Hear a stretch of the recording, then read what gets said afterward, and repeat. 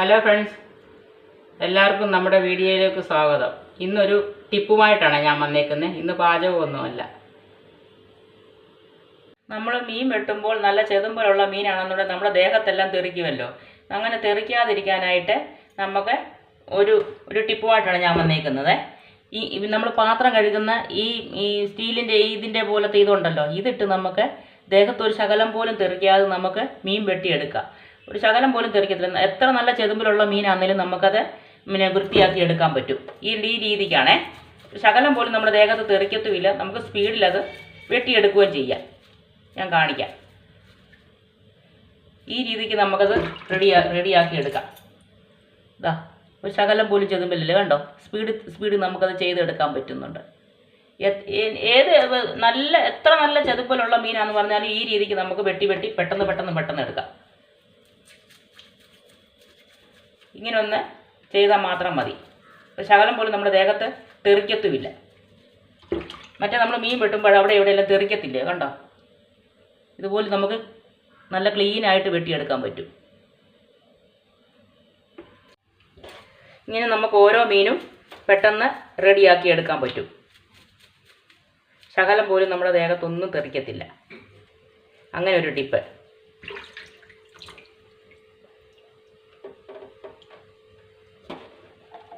Friends, നമ്മളങ്ങനെ തേച്ച് വൃത്തിയാക്കിയെടുത്ത മീനാണ്. ഇതിനകത്തോട്ട് ഇനി ഇച്ചിരി എളുപ്പം നമ്മൾ എന്നിട്ട് വെട്ടിയെടുക്കാൻ പറ്റി.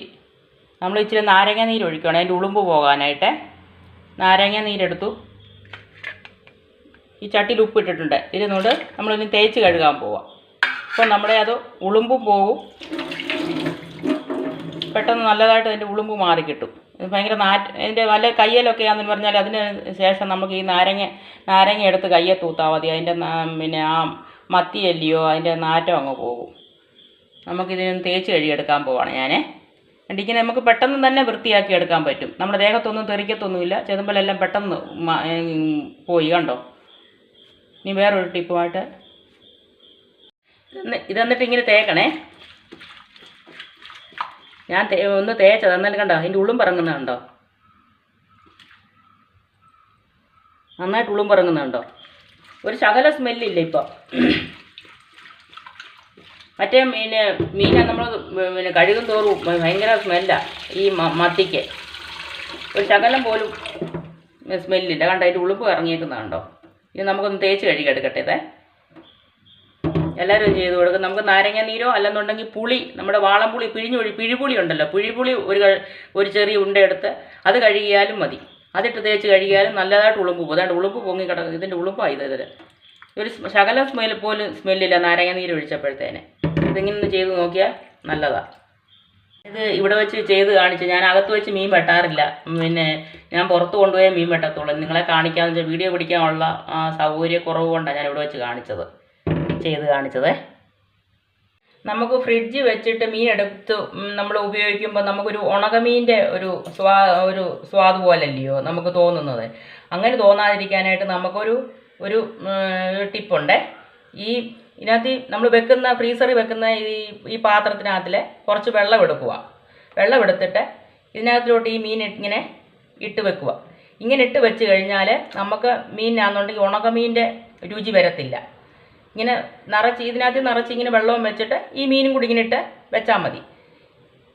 അത് എത്ര ദിവസം വേണമെങ്കിലും ഇരിക്കും കേടുകൂടാതെ. അതുപോലെ തന്നെ പച്ചമീൻ നമ്മളിപ്പോൾ ഇന്ന് മേടിച്ച് നമുക്കിന്ന് വെട്ടാൻ പറ്റിയില്ല. ഇതുപോലാണെന്നുണ്ടെങ്കിൽ ഒരു പാത്രത്തിനകത്ത് വെച്ചിട്ട് വെള്ളം നിറച്ച് വെച്ച് ഫ്രീസറിനകത്ത് വെച്ച് പിറ്റേ ദിവസം എടുത്ത് ഉപയോഗിച്ച് കഴിഞ്ഞാൽ നമ്മൾ അന്ന് മേടിച്ച ഫ്രഷ് മീനിൻ്റെ കൂട്ട് തന്നെ ഇരിക്കും.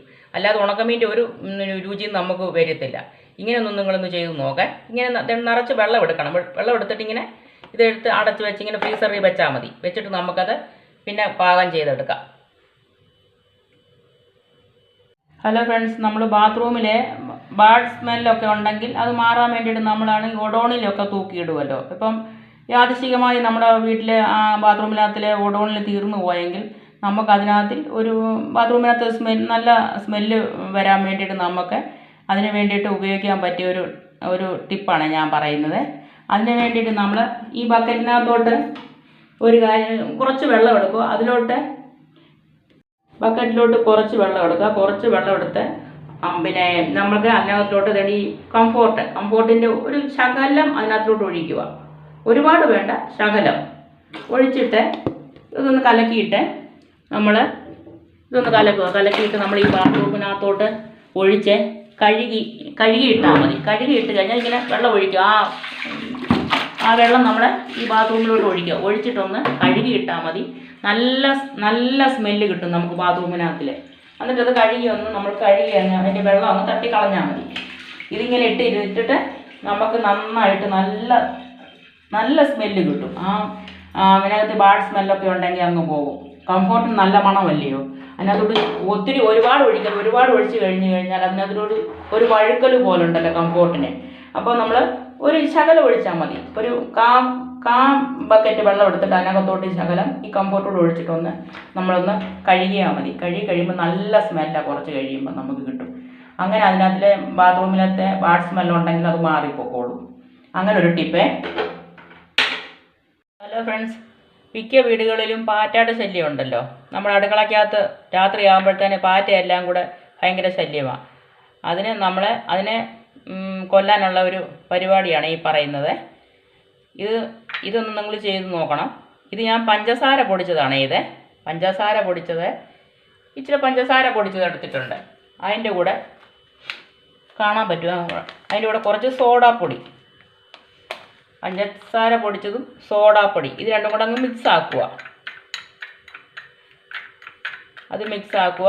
അതിൻ്റെ കൂടെ എന്തെങ്കിലും നമ്മൾ പാറ്റ വന്ന് തിന്നേണ്ടതല്ലേ, അതിൻ്റെ കൂടെ എന്തെങ്കിലും ഞാൻ ഇച്ചിരി ബിസ്ക്കറ്റ് പൊടിച്ചതോ എന്തെങ്കിലും ചേർത്താൽ മതി. കപ്പലണ്ടി പൊടിച്ചതോ ബിസ്ക്കറ്റ് പൊടിച്ചതോ എന്താണെന്ന് പറഞ്ഞാലും വേണ്ട, അതും കൂടെ ഞാനങ്ങ് മിക്സ് ആക്കിയിട്ട് നമുക്ക് പാറ്റ വരുന്ന ശല്യം ഉള്ളിടമൊക്കെ അറിയാം. എല്ലായിടവും കയറി നടക്കും. എന്നാലും ഏകദേശം വരുന്ന സ്ഥലങ്ങളിലൊക്കെ ഇതിങ്ങനെ ഇങ്ങനെ ആക്കിയിട്ട് കൊണ്ടൊരു ബൗളിനകത്തോ ഇതിലേലും കൊണ്ട് 2-3 ഇടത്തായിട്ട് ഇതിങ്ങനെ വെച്ചിട്ട് പാറ്റ ഇത് വന്ന് ഇതിന് കുറച്ച് വെള്ളം കൂടെ നനച്ച് വെച്ചാൽ അത്രയും നല്ലതാണെന്ന് എനിക്ക് തോന്നുന്നു. കാര്യമുണ്ട്, ഇങ്ങനെ വെച്ചാലും മതി. അല്ലെന്നുണ്ടെങ്കിൽ വെള്ളം നനച്ച് വെക്കുകയാണെന്നുണ്ടെങ്കിൽ ഇത് കഴിച്ചതില്ല അതിൻ്റെ വയറിനകത്ത് ചെന്ന് കഴിയുമ്പം ഈ സോഡാപ്പൊടി അല്ലയോ വയറ് വീർത്ത് പൊട്ടി അത് ചാവും. അങ്ങനെ ഇതിൻ്റെ അതിന് നമുക്ക് വെള്ളം നനച്ച് വെക്കാം, അല്ല ഇങ്ങനെ വെച്ചാലും മതി. ഇതിങ്ങനെ വെച്ച് കഴിയുമ്പോൾ അതിനങ്ങ് വെള്ളം കുടിക്കാനുള്ള ഒരു ഇത് തോന്നും. അന്നേരം പോയി വെള്ളം അത് കുടിക്കുന്ന സമയത്ത് ഇത് അതിൻ്റെ വയറ് വീർക്കത്തില്ലയോ, സോഡാപ്പൊടി അല്ലയോ. അപ്പം നമുക്ക് ഇത് വെള്ളം നനച്ച് വെക്കാം, അല്ലാതെ വേണേലും വെക്കാം. ഇതങ്ങനെ ചെയ്ത് നോക്കുക. നല്ല പ്രയോജനം കിട്ടുന്ന ഒരു കാര്യമാണ്. പാറ്റയുടെ ശല്യം എല്ലായിടവും ഉണ്ട്. ഉള്ള പാത്രത്തിലും ഇതിലെല്ലാം കയറി നടക്കും. പിന്നെ നമ്മൾ കഴുകിയല്ലേ നമുക്ക് എന്നും ഉപയോഗിക്കാൻ പറ്റത്തുള്ളൂ. വേറുള്ള സാധനമൊക്കെ അടിച്ചു കഴിഞ്ഞാൽ അതൊക്കെ വിഷമല്ലേ കൂടുതലും. ഇതൊന്ന് ചെയ്ത് നോക്കുക, ഏറ്റവും പ്രയോജനമായി. ഇത് ഞാൻ ചെയ്ത് നോക്കിയിട്ടുണ്ട് ഇത് കേട്ടോ.